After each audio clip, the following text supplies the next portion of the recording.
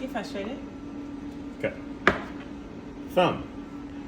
You want the athlete to act like they're holding a can or a bottle or something. Again, this is because we want their hand to be and their wrist to be flexed and the muscles to be contracting to prevent us from taping too tight. If their hand is relaxed, you will cut the circulation off their thumb. It will go numb. So they're going to be flexing their hand like they're holding a bottle. Starting around the wrist, just to have something to pull against. You're going to go around towards their hand. As soon as you get to the point where you're kind of down in the hand there and you can come up over the top of the thumb, you're going to go over the top of the thumb, then back around the hand. Over the top of the thumb, back around the hand. Don't worry if it rolls, that's okay. So we do that with the pre-wrap. Then I'm going to show the real way when we're practicing. You don't need to use the stretchy white, but it's just easier to see once we get to that point. I do exactly the same thing I just did with the pre-wrap, just with the stretchy white.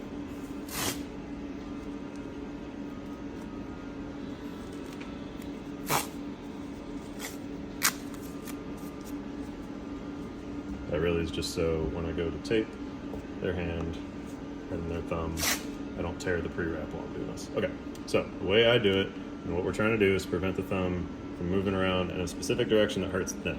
A lot of times the thumb will get sprained this way where it gets pulled back and there's a ligament on this side that gets injured. And so we're trying to pull the thumb in to keep it from getting pushed back like that. Sometimes it's the other way. It does happen where it gets like pulled back this way and the ligament on this side gets sprained. And so we're actually trying to pull it back down like that to keep it from getting pulled this direction. So the way I do it, I'll pull a piece of the tape out. Just put it on their skin so I have something to pull against. And then I'll pinch about halfway. Now, I'm going to aim that pinch right for the joint in their thumb, right there. So aim the pinch. The open end, I'm going to lay over the top.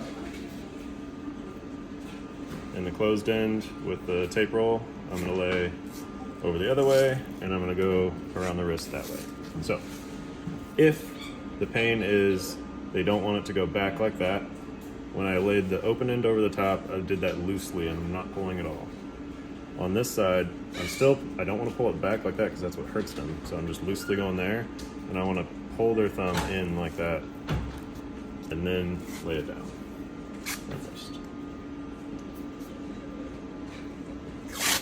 I'll do that 2 times. So again, putting it on, pinching in the middle, pulling it off. Look for the pinch, aim the pinch right in the joint of the thumb. You don't want to go too high up here because that'll cut circulation off. You don't want to go too low because it's not going to do anything. You want to just lay it like right on the joint. So again, open end over the top, closed end over the top, and I'm pulling with my thumb on this side, pulling down on their hand, and going around the wrist there. Again, like I said, I would only do it 2 times usually because that's usually enough to kind of lock their thumb in place a little bit more securely. You're not trying to mobilize it. You're not trying to keep it from perfectly not going anywhere. It's just to kind of help support it. Another thing we can do if you want to add to it, if they really don't want their thumb going back, we can just kind of hold their thumb in a neutral position. And you can take smaller strips of tape and lay it over the top, like that, and you're pulling kind of down while you're doing it, and that can just add another layer, kind of preventing their thumb from going back that way.